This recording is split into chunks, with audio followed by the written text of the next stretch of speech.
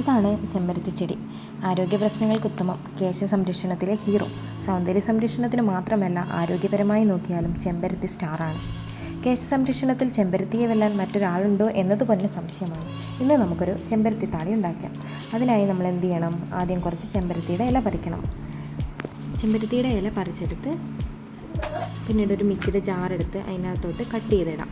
അതിന് മുന്നേ നമ്മൾ ചെമ്പരത്തി ഇല നന്നായിട്ട് കഴുകിയെടുക്കണം. കഴുകിയെടുത്തതിന് ശേഷം അതിൻ്റെ വെള്ളം മൊത്തം കളഞ്ഞിട്ട് മിക്സിയുടെ ജാറിലോട്ട് കട്ട് ചെയ്തിടുക.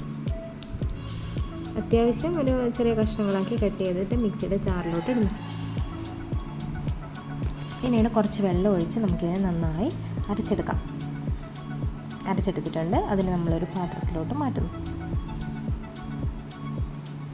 ഇനി ഇത് നമുക്കെങ്ങനെ തലയിലോട്ട് തേച്ച് പിടിപ്പിക്കുകയെന്ന് നോക്കാം.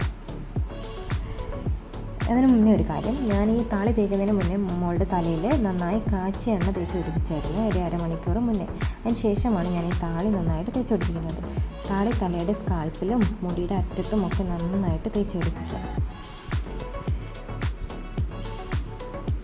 നന്നായിട്ട് തേച്ച് കഴിഞ്ഞതിന് ശേഷം നമ്മൾ എന്ത് ചെയ്യണം? ഒരു 10-15 മിനിറ്റ് വെയിറ്റ് ചെയ്യാം.